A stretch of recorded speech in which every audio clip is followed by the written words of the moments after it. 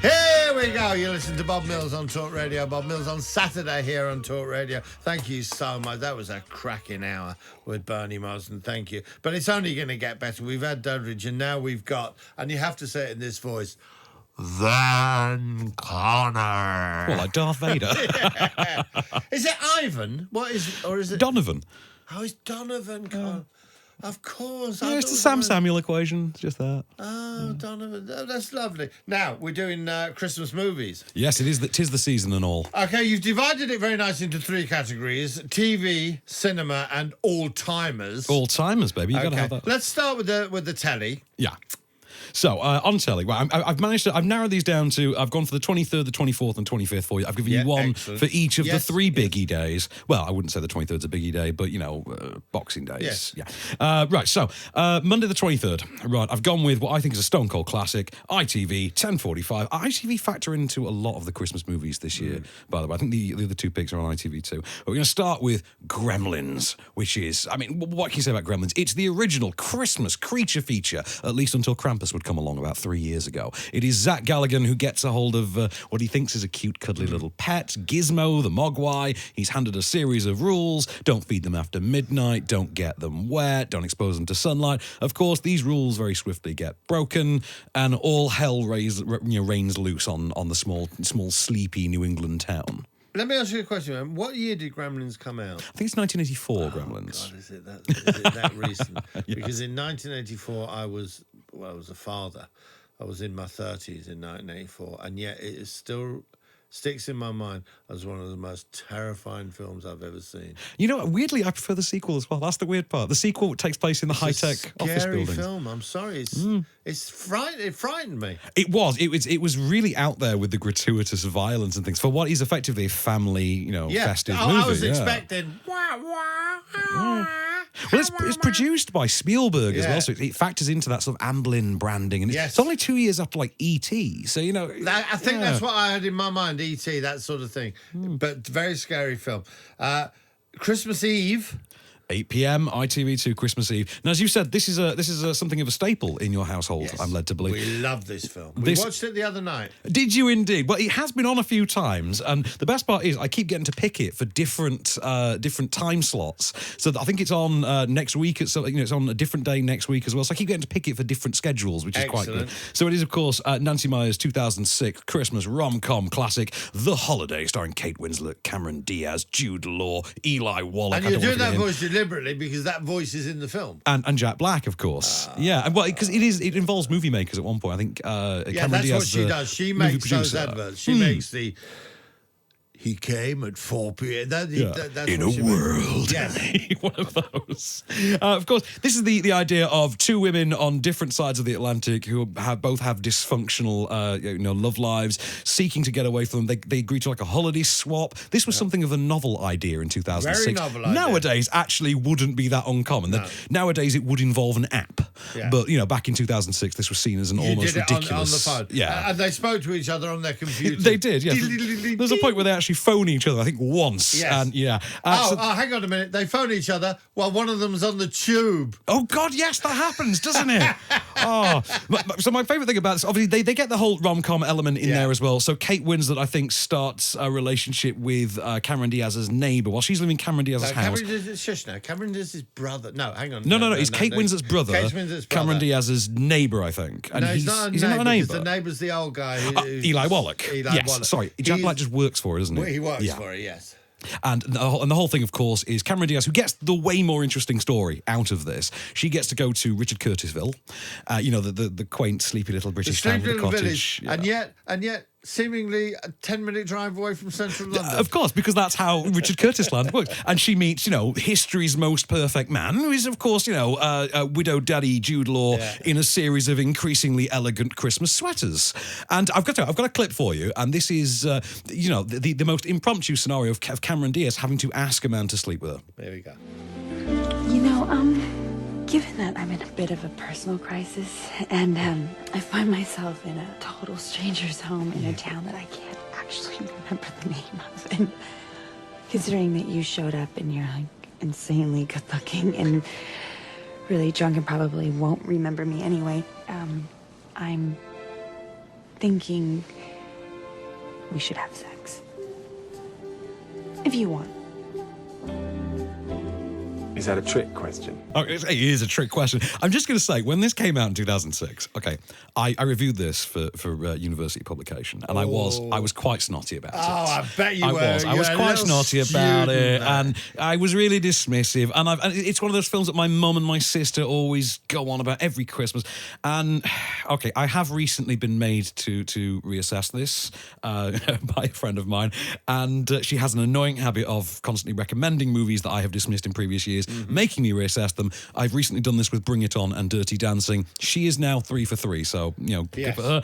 And she was right on the holiday. I have reassessed it. It is admittedly a modern Christmas classic. In my house, which is a rom-com house, it's up there with House Sitter, which is the king of the greatest of all. Steve Martin and Goldie Hawn. Yes. I love House Sitter. Well, the thing about House Sitter, it's a brilliant film, but what you have there is two actors at the absolute top of their game. Yeah, and also, how awesome was that house? That was a beautiful house, wasn't it? Yeah, this is up there with that. If you don't know The Holiday, then there's only one line that will come out of it, and I will have to do it. You don't like tents. It's the greatest line in the history of film. Forget Scarface. The little girl saying, "You don't like tents." Oh, that is the greatest film. You will love it. If you haven't seen it, watch it and think of me. And when you're thinking, I don't know if I like that, think, well, Millsy said I would, so I'll stick with it. I'm just going to counteract you and say that I genuinely believe the greatest line in the history of film is from The Odd Couple with Martin Landau and Jack Lemmon, when he says, there was a note on the fridge that said, "We're out of milk, F you. It took me half an hour to work out that F you meant Felix Unger." I think that is genuinely a great line, darling. All right, well, maybe we'll do this one day. Maybe we'll do this one day. Because for me, quote off. We'll have a quote off. The greatest line in his film is, "Where'd you get that hat?" "County gave it me." "Do you think they'd get me one?" "You're quite a character, kid. Don't suppose the judge will take that into consideration, will he?" That's the fine lines of Badlands. Well, I mean, I can quote A Few Good Men till I'm blue in the face, to be really honest. Although I don't think any of the lines I would quote are quite repeatable on radio, if I'm honest, and most of them come from Jack Nicholson. But going with the word quotable, the next film we have, which is Christmas Day, it's 4:10 ITV2 on Christmas Day. This is something the Prince Charles Cinema shows as a quote-along quite often at Christmas. Oh, so I like those. Yeah, so you can go along and you can shout out the quote. And of course, you can all join in. Yeah, and of course, the quote everyone will shout from this movie is, "Sarah, I know him!" And it is, of course, John Favreau's 2003, again, modern classic, Elf, starring Will Ferrell as the baby who's accidentally taken to the North Pole, raised as an elf in Santa's workshop, and goes to meet his birth father. With the great Bob Newhart. Again, yeah, everyone loves... This is the thing, you always know it's an age thing as well, that a lot of people like Bob Newhart in this. To someone my age, it's more, Zooey Deschanel was in that? That was ages ago. How long has Zooey Deschanel been a thing? It turns out, yes. Elf is just an absolute belter of a Christmas film. I think it might be my sister's favourite movie in the universe. And, I mean, for me, it's Terminator 2. But Elf, she has about 6 copies of this on DVD because she just buys one every time she can't find hers. And I think Will Ferrell, just at the top of his game, this was pure mid-90s Jim Carrey level mayhem. And it was absolutely terrific. James Caan, beautiful stuff. Will Ferrell's the problem with Will Ferrell is Will very easily go over the top. Yeah. Okay. But here's a vehicle where it's impossible to go over the top as an elf. You're already so far away from the top. The first time we see him, that it doesn't matter what he does. All he's got to do is just be the elf, and it is absolutely brilliant. It is. I mean, you look at when this movie came out as well, It's and you Gene look at Hackman, the isn't it? James Caan. James Caan, yeah.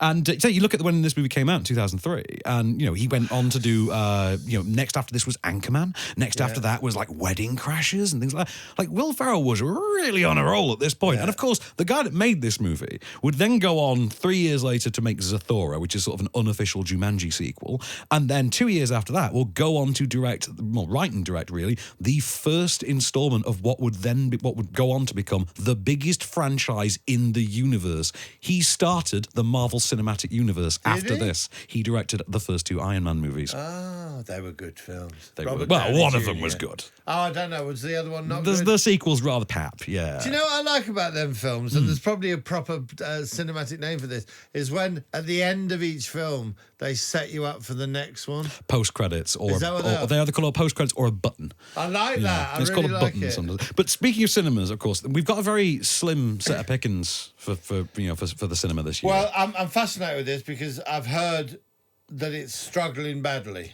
Right. Okay, so the weird part is this may be gone from cinemas by Christmas, by actual Christmas week. And it is, of course, Last Christmas, which got released at the beginning of November, purely so that they could build word of mouth before they then shipped it off to the US. Yeah.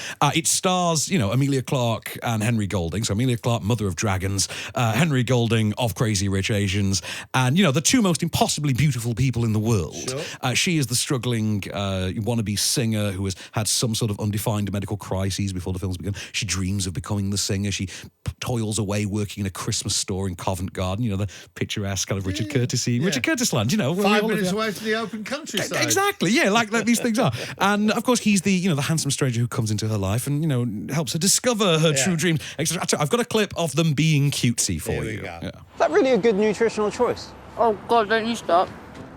Where are you? Look up. Yeah.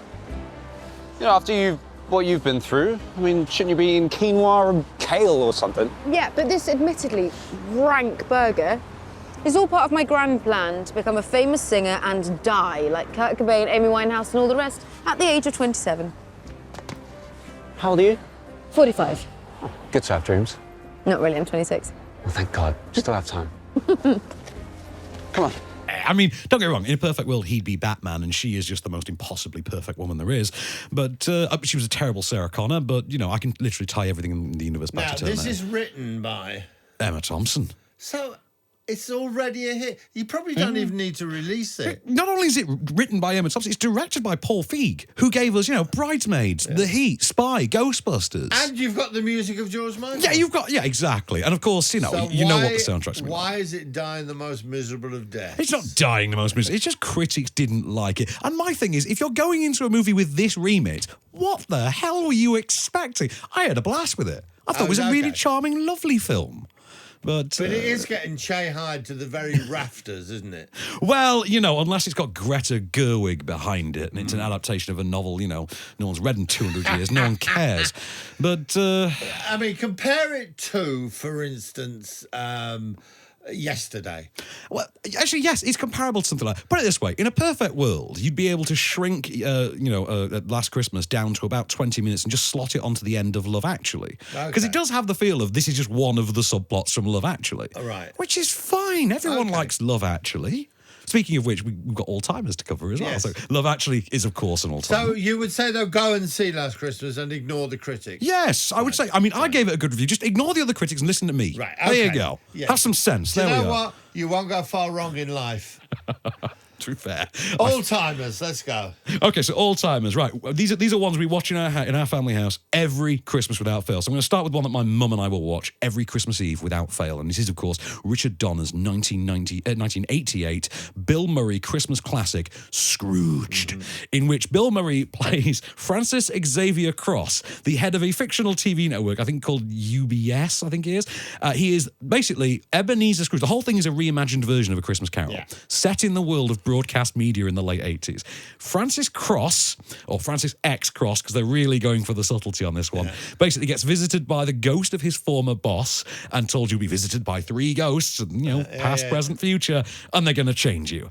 And it's exactly as fun as you would imagine that with Bill Murray in 1988 would be. It's got Bobcat Goldthwait in there. It's got Alfred Woodard in there. Hell of a supporting roster, the likes of the ghosts as well. And it's just a great time. It's the perfect Christmas film. It even ends with what I think is just one of the loveliest sort of everyone let's get together and hug moments that you can have in a Christmas film. Also, it's really nasty when it wants to be. Well, let me tell you something about Scrooge. When Scrooge came out, everyone was, they have to do it. Why can't they just leave things alone? I think Scrooged is much closer to the original thing. If you take Alistair Sims' Christmas Carol, Another one we watch every Christmas. as the ultimate thing, Scrooge is much closer to that because when you watch Alistair Sim doing that, he is cynical. Yes, he is. In exactly the same way that Bill Murray looks at these people and says, and? Exactly. What actually happens in Scrooge is Alistair Sim doesn't say, humbug, I'm not giving it. What he says is, hang on, I pay my taxes. I pay for the poorhouse. And now you're coming to me for more? I am going to say, though, technically speaking, I do think the best Scrooge of all time is Michael Caine in Muppet Christmas Carol. I mean...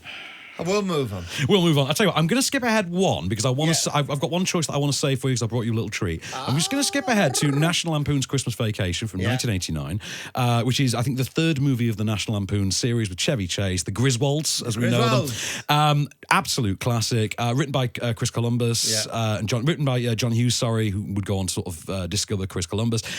Directed by Jeremiah Chechik, who would direct one of my favourite movies, Benny and June, a few years after this, with Johnny Depp and Mary Elizabeth. You're a proper film guy, aren't you? I have no life, mate. Great Christmas movie, absolutely one thing. There are loads of all-timers we've had to miss out. So like I say, Muppet Christmas Carol, for my money, Bad Santa should be on that list as well. Great movie. Is that Billy Bob Thornton? Billy Bob Thornton. Not a great sequel, but the first one's great. The Ref with Dennis Leary and Kevin Spacey is one that I think should be retroactively made into a classic. We're not friends with Kevin anymore. We're not anymore, but the film still stands. It is a classic. We're not going to stop watching The Usual Suspects. That's all I'm going to say. But of course, the definitive Christmas movie. And it is a Christmas movie. And it is a Christmas movie. And I'm not even going to say the title. I'm just simply going to cue to the clip, which will explain the plot for you. This is the 2007 rock song of the same title as the film by the band Guys Night. Remember when we first met John McClane? Argyle picked him up from the plane and took him down the Nakatomi Tower to meet with Holly. He came to get her back and to be her man, but Hans and his buddies up the plan, and that's about when everything went sour at the Christmas party. And the terrorists were overzealous, but it was sweet when they killed Ellis. And with a little help from Alan, John McClane kicked ass. And kick ass, he absolutely did. By the way, that song is mint. You've got to listen to the whole thing. You have got to listen to it, but probably not on air. Not on air. No, not uncensored, definitely. But of course, Die Hard. What a movie. Yeah. It is. That is the perfect Christmas movie. It is, isn't it? It's got everything you want. Salvation, redemption, everything. Seasonal joy, an abandoned Frank Sinatra sequel, Alan Rickman's first movie role, which he never topped. I'm sorry, but Robin Hood, Prince of Thieves did not come close to this. And of just so many quotable Truly, lines. madly, deeply, nowhere near. Come out to the coast, we'll get together, a few laughs. Bonnie Bedelia. I miss Bonnie Bedelia in movies, I really do. And of course, there's a brilliant series on Netflix at the moment, The Movies That Made Us, that has a whole episode dedicated to Die Hard, telling you how it was developed, because it was developed as a Frank Sinatra sequel to The Detective, quite famously. It kickstarted a whole franchise, a whole new wave of action films. It made John McTiernan even more of a name than he'd been off the back of Predator, which I think was his only biggie at that point. Oh, you know too much about film. No life, mate. I told you, no life. Van Connor, as always, a joy, a pleasure, and an education.